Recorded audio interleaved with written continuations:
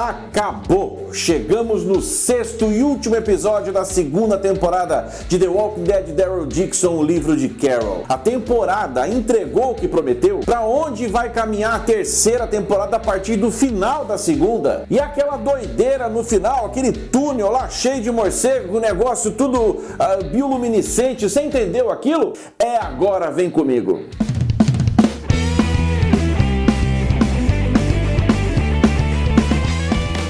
E aí galera, Spótico na área, eu sou o André Murer e desejo que você esteja muito bem. O Norman Reedus tinha dito numa entrevista anterior, que a gente até trouxe aqui essa entrevista, dizendo que esse último episódio seria a coisa mais fantástica, na opinião dele, Norman, do universo The Walking Dead. Ele nunca tinha visto nada igual ao que aconteceu no sexto episódio. Então, tentando fazer aqui o advogado do ator, né? Eu acho que talvez a opinião dele foi movida pelo fato de que, dramaturgicamente falando, foi um episódio que se aprofundou muito nos arcos e arcos que derivam desde o início da franquia principal. Vimos ali Carol resolvendo seus problemas com o passado, sobretudo o trauma que ela carrega de ter visto a filha zumbificada na frente dela lá nos primórdios de The Walking Dead. Vimos Daryl tendo que lidar com a solidão mais uma vez, não conseguindo emplacar uma felicidade amorosa, no caso, e perdeu mais uma vez a Isabelle, nos deixou também, né? Só pode ser isso que causou na cabeça do Norman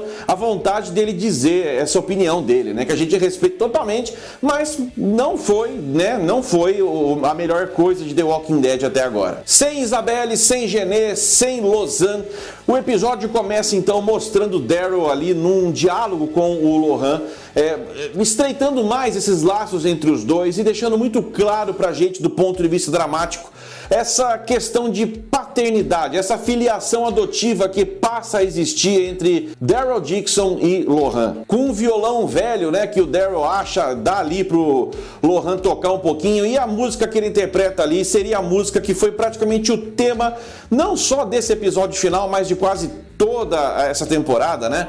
Onde nós não podemos sempre ter o que nós queremos. É uma canção muito clássica do Rolling Stones.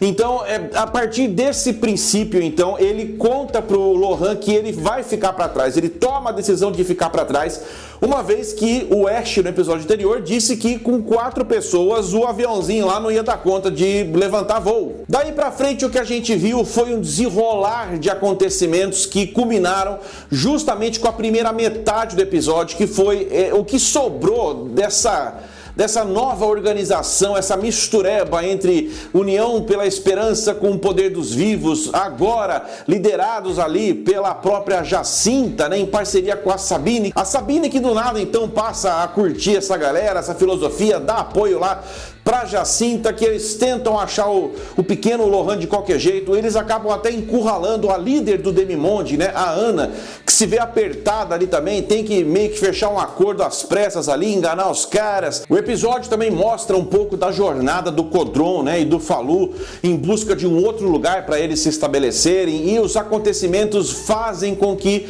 mais uma vez eles tenham que se direcionar, né, porque eles são seguidos pela galera da Sabine, né, e eles acabam tendo um problema ali no que foi um antigo hospital, né, uma espécie de sanatório ali. Eles têm um embate ali, a Sabine consegue fugir e eles acabam indo se encontrar. O Codron sabia a localização do hangar onde estava o Ash com o avião dele e todo mundo, e eles têm que ir para lá, e aí começam os preparativos para que o aviãozinho do Ash volte para América, né? E aí já é sabido, é certeza, a gente sabia nesse momento que era o Ash e o Lohan, que certeza que esses dois iriam voltar, mas que o Daryl ficaria, mas a Carol também se oferece para ficar, e fica esse embate, né? Quem que vai ficar para trás? Fica a Carol, fica o Daryl, né?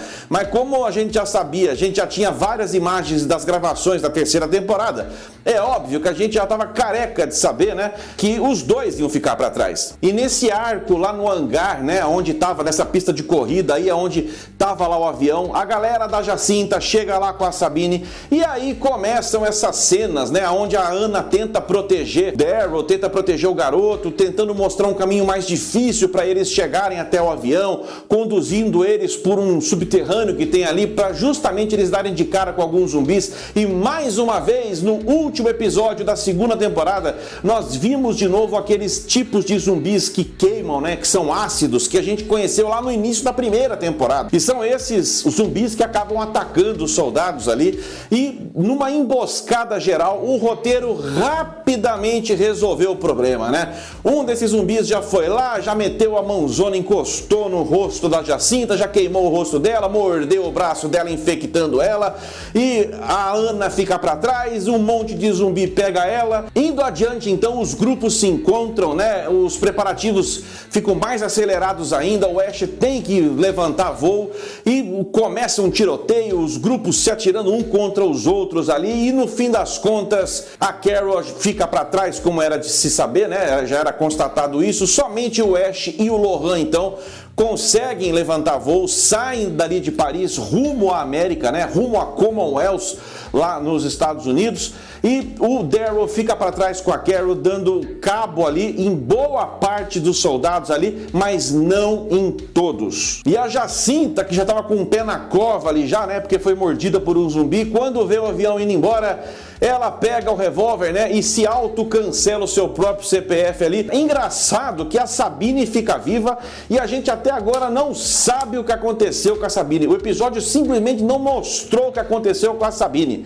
Fica por isso mesmo. Ó, Sabine, nós brigamos até agora, a gente teve inimigo, mas o garoto foi embora. Ó, fala o seguinte, segue seu caminho que eu sigo o meu. Todas essas situações que eu tô criticando desse episódio são frutos, resultados de péssimas escolhas dos roteiristas nos episódios anteriores, que obriga os caras a terem pressa e resolver as coisas de qualquer jeito. Você quer o exemplo maior dessa falta de coerência no roteiro? A personagem Aquila, ou Aquila, sei lá como é que pronuncia. Estou eu lá assistindo o sexto episódio, o último, daqui a pouco aparece essa personagem lá. Do nada. Uma que eu não lembrava dela de episódio nenhum pra trás. Aparece ali junto com o Codron e junto com o Falu, chegando nesse hospital aí, nesse sanatório, com os cavalos. Ela contou a história dela, que ela veio da Argélia. Ela chegou com uma outra moça com ela ali. Eles chegaram em 4 desse hospital aí. Depois que teve o ranca-rabo com a Sabine lá, eles foram embora, aquela ajudante que apareceu, aquela figurante que apareceu junto com os 4, nunca mais apareceu. O que aconteceu com essa mulher? Dali do hospital, eles decidem ir lá ajudar o Daryl, né? Que o Codron sabia a localização. Gente, eu assisti a cena pelo menos 4 vezes. Em nenhum momento a Aquila ou Aquila aparece naquele tiroteio que tem no hangar. Não aparece. Só que depois, quando tudo tá resolvido, na próxima vez que o carro aparece, aí tá ela lá, junto com a galera dentro do carro, né? Que eles foram conhecer aquele casal, né? Como que é? Fiona e Angus, né? Aquele casal lá que o Falu conheceu no Demimonde, que iam conduzir eles pelo Eurotúnel, né? Da França até a Inglaterra, que eles sabiam como fazia a travessia. Aí a Aquila tava lá. Dali pra frente entramos na segunda metade do episódio e ela aparece em toda a segunda metade do episódio, se aproximando do Falu, tanto que eles acabam ficando juntos no final das contas, né? Eles estabelecem ali uma relação amorosa entre eles, uma atração entre eles. Gente, da onde surgiu essa mulher, cara? Da onde que ela apareceu ali? Do nada. Simplesmente pegaram essa mulher, colocaram no roteiro e falaram assim pra gente: Thor, engole, prazer, Aquila. Observação feita, o Falu não vai entrar no túnel, né? Ele fica com ela pra trás e decide ficar na França com ela. Não sei se nós veremos essa Aquila mais uma vez. Antes de falar do túnel, né, da cena final, eu tenho que falar desse acerto de contas, né? Finalmente o Codron descobriu que não foi o Daryl que matou o irmão dele, né, o Michel. Oh, mas demorou, hein? E o problema é que esse acerto durou pouco, né?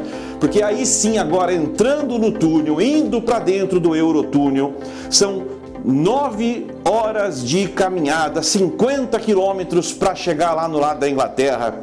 E conforme eles vão andando, eles já veem ali uma barricada, né? Os ingleses entraram muito próximo em território francês e fecharam o túnel por ali, possivelmente nos inícios lá do apocalipse zumbi, né? Só que estavam todos mortos. E o Daryl, como é muito observador, ele observou que os próprios soldados se mataram. E aí, um daqueles dois, né, daquele casal lá, diz para tomar cuidado com as fezes dos morcegos que estavam no chão ali, que eles chamam de guano. Guano, no caso, então, seria esse tipo de fezes alucinógenas dos morcegos. Também não explicou por que aquilo é alucinógeno, por que aquilo é psicoativo, né? Só que ficar inalando aquilo muito tempo sem uma máscara começa a produzir alucinações nas pessoas, e foi exatamente isso que começou a acontecer.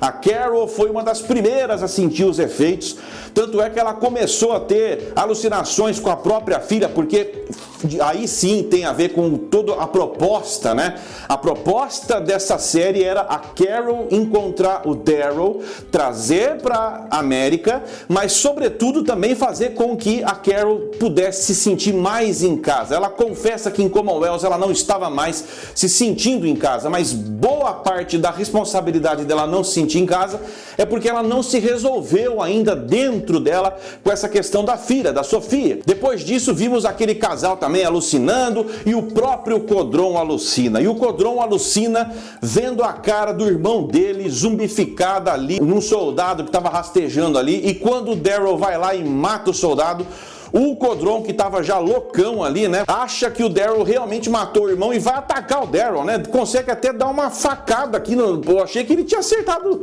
uma parte mais importante, mas graças a Deus pegou só no braço do Daryl, né. E aí o cara vê o irmão mais pra frente, larga o Daryl pra trás, sai correndo pra dentro do túnel lá e fim de linha. A gente não sabe mais o que aconteceu com o Codron. Uma pena, porque eu gostava desse ator, gostava desse personagem. O Daryl também alucina, né? E nessa alucinação dele, ele acaba vendo a Isabelle, né? Encorajando ele na sua alucinação e fazendo ele entender mesmo, como diz a música do Rolling Stones, né, que inclusive o episódio termina ao som de Rolling Stones, dessa música, não podemos ter sempre o que nós queremos. Ele entende então que é isso mesmo, né? O Daryl, infelizmente, mais uma vez, não pôde ter o que ele queria, seja no caso amoroso dele com a Isabelle, seja o próprio Lohan, que ele confiou aos cuidados do Ash, né? Ele que jurou proteger o Lohan e teve que ficar para trás. E fica para trás com a Carol, que também no final do episódio consegue finalmente se acertar, né? Graças a Deus, pelo menos isso eu achei que foi muito assertivo do roteiro, né? Porque se tem uma coisa que me incomoda, são essas alucinações, esses traumas do passado que nunca se resolvem. Na hora que o episódio está caminhando para alguma coisa, vem lá uma alucinação e mais um teor dramático. Então, pelo menos a Carol agora conseguiu se entender e conseguiu se perdoar em relação a Sophie. E o episódio termina então com os dois usando uma máscara ali de gás, né, para se proteger dos odores advindos do guano, né, fezes aí de morcego, e seguem túnel adentro no sentido da Inglaterra. No geral, foi uma temporada aceitável, sim. Não foi melhor do que The Ones Who Live, a série do Rick Grimes, que para mim, das spin-offs, ainda continua sendo a melhor. Mas aqueles zumbis bioluminescentes dentro do túnel, né? Todos eles ali bioluminescentes. A explicação dada ali foi de que um micro-organismo ali naquele túnel foi tomando conta dos corpos ali e foi gerando essa luz, né, de forma natural. Essa temporada que a gente achou que de alguma forma eles fossem abordar questões científicas, essas questões científicas não vieram. Nós não sabemos por que esse guano tem esse poder alucinógeno, nós não sabemos exatamente por que esses zumbis adquiriram essa bioluminescência, não entramos em aspectos científicos nenhum. Eu até esqueci de mencionar na análise anterior que o Dr. Lafleur, que era o cientista da Genet, que acabou sendo morto pelo próprio Codron no episódio anterior, a gente tinha até esperanças que ele pudesse ter feito parte de uma das equipes que trabalharam na França quando explodiu o vírus. Mas nem isso, quer dizer, o Lafleur nem importante era, né? Porque se fosse importante tinha ficado vivo. Agora, quer dizer que porque eles estão saindo da França, que então nunca mais vai falar sobre a origem do vírus? Não, galera, eu não acredito nisso. Eu acho que os produtores sabem que The Walking Dead, bem ou mal, acaba sempre dando audiência, e eles estão empurrando com a barriga até conseguir fazer essa junção de todos os personagens, que é o grande sonho dos produtores. Porque se eles já explicarem agora a origem do vírus e o que vai acontecer, pode ser que os roteiros que já dão umas par de derrapada por aí nem consigam se sustentar por um crossover. Então eu entendo que eles estão empurrando até o limite da paciência e do dinheiro que eles têm para produzir The Walking Dead, as explicações científicas sobre a origem do vírus e como contê-lo. O fato é que mesmo com essas derrapadas, a expectativa para a terceira temporada ainda segue alta, porque eles não vão conseguir voltar para casa de primeira. Alguma coisa vai dar errado, que ao invés da Inglaterra eles irem para os Estados Unidos, eles vão acabar voltando para a Espanha. Eu vou chutar aqui. A própria Carol disse em um determinado momento à noite ali, antes de começar a caminhada pelo túnel, né, quando ela se desabafa ali dramaticamente pro Daryl, ela diz que, olha, nesse momento agora o Ash já deve ter chegado com o Lohan em Commonwealth. Eu já fico imaginando o seguinte: ninguém ali em Commonwealth conhece Ash ou Lohan. Imagina esses dois chegando ali como desconhecidos. Claro que eles não vão ser recebidos com total alegria, porque eles não se conhecem, vão se conhecer. E a partir daí, a galera ali de Commonwealth vai tomar conhecimento do que está acontecendo com o Daryl e a Carol. E o que a gente tem sempre que ter em mente? Que logo, simultaneamente a tudo que está acontecendo na segunda temporada, nessa missão de resgate do Daryl pela Carol, o Rick Grimes volta com a Michonne para casa depois de tudo que aconteceu em The Ones Who Live lá com os eventos da República Cívica Militar. E o Rick Grimes ainda ocupa um cargo dentro dessa nova República Cívica Militar. Os caras estão com o roteiro aí, com a faca e o queijo na mão para pôr no roteiro o Rick Grimes usando todo o aparelhamento da República Cívica Militar para uma missão de resgate do Daryl e da Carol lá na Espanha. Pode rolar toda a terceira temporada, todas as tramas da terceira temporada, e no último episódio, aí sim, Rick Grimes vem trazer os dois para casa. Já pensou? Espero que isso aconteça, espero que esse crossover comece a ser montado, né? E que a gente possa vir aqui sim fazer análises, né, mais interessantes e mais animadas, né, quanto à possibilidade da gente mergulhar no novo, né, ou informações novas no universo The Walking Dead. E se você está aqui com a gente pela primeira vez hoje, seja bem-vindo, seja bem-vinda, deixa a tua inscrição, manda ver no like para ajudar a distribuir o nosso trabalho aqui da plataforma, e de resto eu desejo que você fique bem, se cuide, e a gente vai se ver sempre no próximo vídeo. Spótico na área.